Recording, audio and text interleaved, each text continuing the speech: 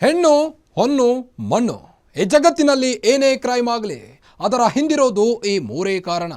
ಅಪರಾಧ ಮಾಡುವಾಗ ಪಾಪಿಗಳ ಮನಸ್ಸಲ್ಲಿ ದುರಾಸೆ, ಮೋಹ, ಆಕ್ರೋಶ, ಕಾಮ ಹೀಗೆ ಏನಿರುತ್ತೋ ಏನೋ ಆಗಬಾರ್ದುವಾಗಿ ಸಿಕ್ಕಿಬಿದ್ದ ಮೇಲೆ ಪ್ರತಿಯೊಬ್ಬ ಅಪರಾಧಿಗೂ ಅನಿಸೋದು ಮನಸ್ಸಿನಲ್ಲಿ ಕಾಡೋ ಮೊದಲ ಮತ್ತು ಕೊನೆಯ ಪ್ರಶ್ನೆ ಒಂದೇ, ಇದೆಲ್ಲ ಬೇಕಿತ್ತ? ಇದೇ ಈ ಹೊತ್ತಿನ ವಿಶೇಷ ರಾಯಚೂರಿನ ರಕ್ಕಸರು.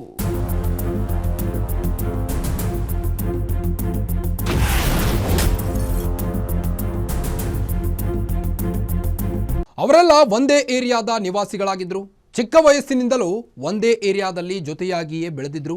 ಜೊತೆಯಾಗಿ ಬೆಳೆದವರೆಲ್ಲ ಒಂದೇ ತರಹ ಇರಲ್ಲ ಅನ್ನೋದು ಈ ಗೆಳೆಯರ ವಿಚಾರದಲ್ಲಿ ನಿಜಕ್ಕೂ ಕೂಡ ನಿಜವಾಗಿದೆ. ಇವರಲ್ಲಿ ಒಬ್ಬ ಆಟೋ ಓಡಿಸಿಕೊಂಡು ಜೀವನ ಸಾಗಿಸುತ್ತಿದ್ದ. ಆದರೆ ಆತನ ಇಬ್ಬರು ಸ್ನೇಹಿತರು ಉಡಾಳರಾಗಿದ್ರು. ಯಾವುದೇ ಕೆಲಸ ಮಾಡದೆ ಅಲಿಯುತ್ತಿದ್ರು. ಹೀಗಿದ್ದವರು ಏಕಾಏಕಿ ಸ್ನೇಹಿತನ ಜೀವಕ್ಕೆ ಕೊಳ್ಳಿ ಇಟ್ಟಿದ್ದಾರೆ. ಯಾಕೆ ಅಂತ ನೋಡೋಣ ಬನ್ನಿ.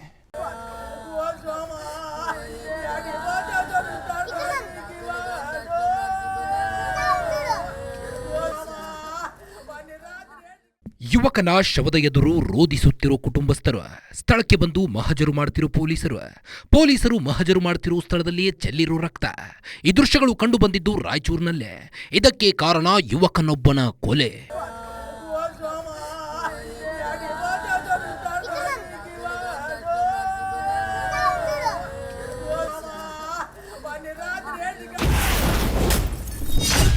ಚಿಕ್ಕಂದಿನಿಂದಲೂ ಒಟ್ಟಾಗಿ ಬೆಳೆದಿದ್ದ ಆ ಸ್ನೇಹಿತರು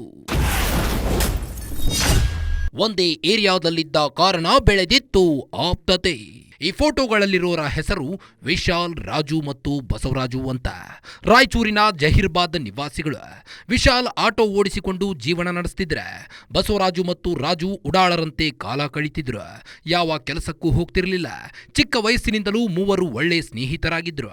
ಒಂದೇ ಏರಿಯಾದವರಾದ ಕಾರಣ ಮೂವರ ನಡುವೆ ಆಪ್ತತೆ ಬೆಳೆದಿತ್ತು. ಇವರ ನಡುವೆ ಎಷ್ಟು ಆಪ್ತತೆ ಬೆಳೆದಿತ್ತು ಅಂದ್ರೆ, ಮೂವರು ಕೂಡ ಒಂದೇ ತಟ್ಟೆಯಲ್ಲಿ ಉಂಡು ಕೈ ತೊಳೆಯುತ್ತಿದ್ದರು. ಮೂವರು ಕೂಡ ಒಬ್ಬರಿಗೊಬ್ಬರು ಬಿಟ್ಟಿರಲಾರದಷ್ಟು ಆಪ್ತರಾಗಿದ್ರು. ಜೀವಕ್ಕೆ ಜೀವ ಬೇಕಾದರೂ ಕೊಡ್ತೀನಿ ಅಂತಿದ್ರು. ಅಂತವರ ನಡುವೆ ಸಣ್ಣ ವಿಚಾರಕ್ಕೆ ಕಿರಿಕ್ ಶುರುವಾಗಿತ್ತು. ಆರೋಪಿಯವರು ರಾಜು ಮತ್ತೆ ಬಸವರಾಜ್, ಆಮೇಲೆ ವಿಕ್ಟಿಮ್ ಇರೋದು ವಿಶಾಲ್. ಇವರೆಲ್ಲರೂ Zaheerabad area Sadar Bazar police station limits ಇಂದ ನಿವಾಸಿಗಳು. ಇವರೆಲ್ಲರೂ ಮುಂಚೆಯಿಂದನೇ ಫ್ರೆಂಡ್ಸ್ ಇದ್ದಾರೆ ಆ್ಯಂಡ್ ಮಾತುಕತೆ ಎಲ್ಲ ಮಾಡ್ತಾ ಇರ್ತಾರೆ.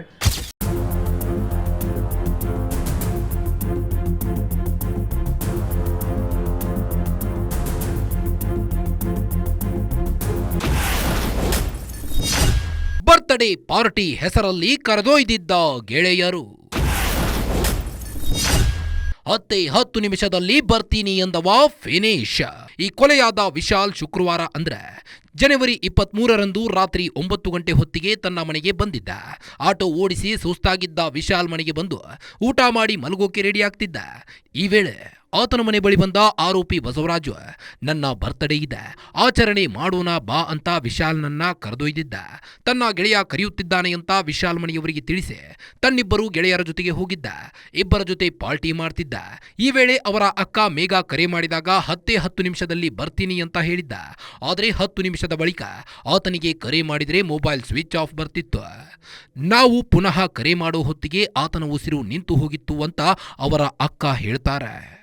ಸರ್, ನಮ್ಮ ಕೊಲೆ ಮಾಡಿದ ನಮ್ಮ ತಮ್ಮನ್ನ ವಿಶಾಲ್ ಅಂತ ಅವನ ಹೆಸರು.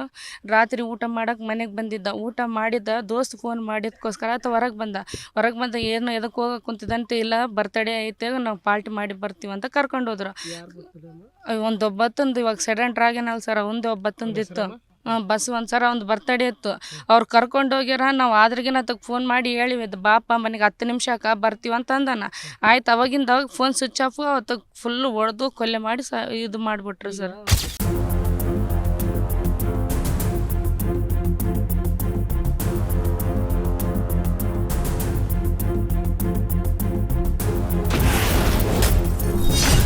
ಮೂವರ ನಡುವೆ ಜಗಳ ಇರಲಿಲ್ಲ ಎಂದ ಮೃತನ ಅಕ್ಕ.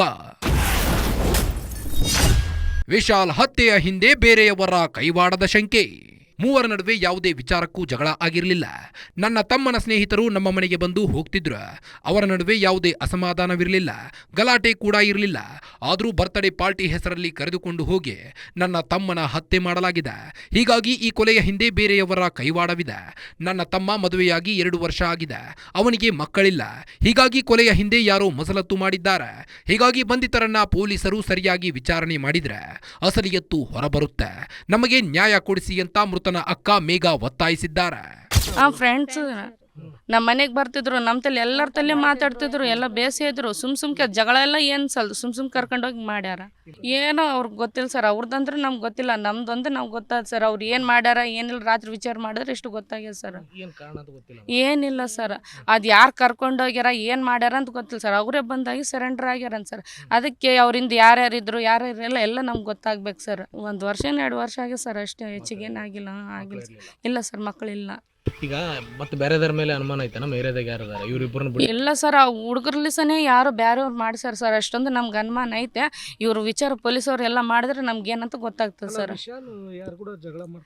ಇಲ್ಲ ಸರ್, ಏನಾಗಿಲ್ಲ ಸರ್. ಹಂಗೇನಿದ್ರೆ ಯಾರು ಗೊತ್ತಾಗಿಲ್ಲ ಅಂದ್ರೆಗೆ ನನಗೆ ಗೊತ್ತಾಗ್ತದೆ ಸರ್. ನನಗನ ಫೋನ್ ಹಚ್ಚಿ ಹೇಳ್ತಾನೆ, ಅಕ್ಕ ಹಿಂಗೆ ಗುದ್ದಾಡಿನಿ ಹಿಂಗಿಲ್ಲ ಅಂತ ನನಗಂತ. ಏನಂದಿಲ್ಲ ಸರ್ ಅವನು.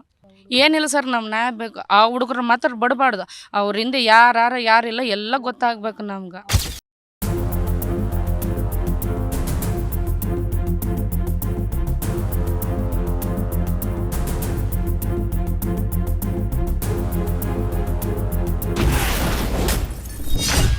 ವಿಶಾಲ್ ಕೊಲೆಯ ಬಗ್ಗೆ ಪೊಲೀಸರಿಗೆ ಸಿಕ್ಕಿತ್ತು ಮಾಹಿತಿ. ಅಲರ್ಟ್ ಆದ ಪೊಲೀಸರು ಕೊಲೆ ಆರೋಪಿಗಳು ಅರೆಸ್ಟ್. ಶನಿವಾರ ಮಧ್ಯರಾತ್ರಿ 12:30 ಹೊತ್ತಿಗೆ ರಾಯಚೂರಿನ ಸದರ್ ಬಜಾರ್ ಠಾಣೆಗೆ ಒಂದು ಮಾಹಿತಿ ಸಿಕ್ಕಿತ್ತು. ಜಹೀರಾಬಾದ್ ಬಳಿ ಯುವಕನೊಬ್ಬನ ಹತ್ಯೆ ಮಾಡಿದ್ದಾರೆ ಎನ್ನುವ ಮಾಹಿತಿ ಪೊಲೀಸರಿಗೆ ಸಿಕ್ಕಿತ್ತು. ತಕ್ಷಣ ಅಲರ್ಟ್ ಆದ ಪೊಲೀಸರು ಕೊಲೆ ಮಾಡಿದ್ದ ಆರೋಪಿಗಳಾದ ರಾಜು ಮತ್ತು ಬಸವರಾಜುರನ್ನ ಕೆಡ್ಡಾಗೆ ಕೆಡವಿದ್ರು.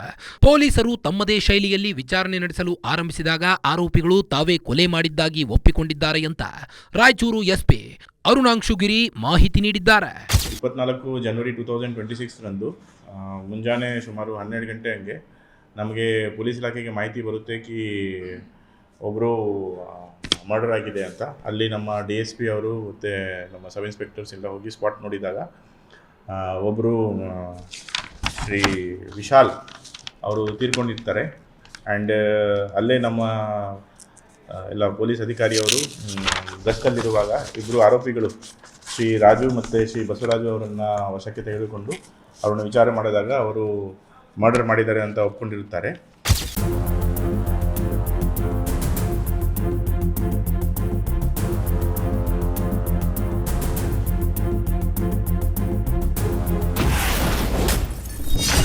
ಪೊಲೀಸರ ವಿಚಾರಣೆಯಲ್ಲಿ ಬಯಲಾಗಿತ್ತು ಸತ್ಯ. ಬೈಕ್ ಸ್ನೇಹಿತನ ವಿಚಾರಕ್ಕೆ ವಿಶಾಲ್ ಜೊತೆ ಕಿರಿಕ್. ಯಾವುದೇ ಕೊಲೆ ಮಾಡೋಕೆ ನಿರ್ದಿಷ್ಟ ಕಾರಣ ಇರುತ್ತೆ. ಜೀವಕ್ಕೆ ಜೀವ ಕೊಡೋ ಸ್ನೇಹಿತನನ್ನ ಫಿನಿಶ್ ಮಾಡೋಕೆ ಸಹ ಯಾವುದಾದ್ರೂ ಒಂದು ಕಾರಣ ಇರಲೇಬೇಕು ಅಂತ ಪೊಲೀಸರು ಇಬ್ಬರಿಗೂ ಸರಿಯಾಗಿ ವರ್ಕ್ ಮಾಡ್ತಿದ್ದಂತೆ ಕೊಲೆಗೆ ಕಾರಣವಾದ ವಿಚಾರಗಳು ಒಂದೊಂದಾಗಿ ಬೆಳಕಿಗೆ ಬಂದಿವೆ. ಆಟೋ ಓಡಿಸಿಕೊಂಡು ಜೀವನ ನಡೆಸುತ್ತಿದ್ದ ವಿಶಾಲ್ ಒಂದು ಬೈಕ್ ಕೊಂಡುಕೊಂಡಿದ್ದ. ಬೈಕ್ ಓಡಿಸೋಕೆ ಕೊಡುವಂತ ಆರೋಪಿ ರಾಜು ವಿಶಾಲ್ ಬಳಿ ಹಲವು ಬಾರಿ ಕೇಳಿಕೊಂಡಿದ್ದ. ಆದರೆ ವಿಶಾಲ್ ಬೈಕ್ ಕೊಟ್ಟಿರಲಿಲ್ಲ. ಇದರಿಂದ ರಾಜು ಕುಪಿತಗೊಂಡಿದ್ದ. ಅಲ್ಲದೆ ವಿಶಾಲ್ ಸ್ನೇಹಿತ ಸುನೀಲ್ ಕೆಲ ದಿನಗಳ ಹಿಂದೆ ತಡರಾತ್ರಿ ಏರಿಯಾದಲ್ಲಿ ಓಡಾಡ್ತಿದ್ದಂತೆ. ಆಗ ಅವನ ಜೊತೆ ಕಿರಿಕ್ ತೆಗೆದಿದ್ದ ರಾಜು ಅವನಿಗೆ ಹೊಡೆದಿದ್ದ. ವಿಶಾಲ್ ಇದನ್ನ ಪ್ರಶ್ನಿಸಿದ್ದಕ್ಕೆ ರಾಜು ಕೋಪ ಡಬಲ್ ಆಗಿತ್ತು. ಘಟನೆಯ ನಂತರ ನಾವು ಆರೋಪಿಗಳನ್ನು ಮತ್ತೆ ಹೆಚ್ಚುವರಿಯಾಗಿ ವಿಚಾರಣೆ ಮಾಡಿದಾಗ ಈ ಹಿಂದೆ ಮಿಸ್ಟರ್ ರಾಜು ಅವರು ಮಿಸ್ಟರ್ ವಿಶಾಲ್ ಅವರ ಹತ್ರ ಬೈಕ್ ಕೇಳಿರ್ತಾರೆ. ಬೈಕು ಅದೇನೋ ಕೊಟ್ಟಿರಲ್ಲ. ಅದಾದಮೇಲೆ ಅವರು ಫ್ರೆಂಡ್ ಯಾರೋ ಸುನೀಲ್ ಅಂತ ಇದ್ದಾರೆ, ವಿಶಾಲ್ ಫ್ರೆಂಡ್, ಅವ್ರಿಗೆ ಕೂಡ ಬೈದಿರುತ್ತಾರೆ. ಸೊ ಅದ್ರ ಬಗ್ಗೆನೂ ಸ್ವಲ್ಪ ಇಬ್ಬರ ಮಧ್ಯದಲ್ಲಿ ಜಗಳ ಇರುತ್ತೆ.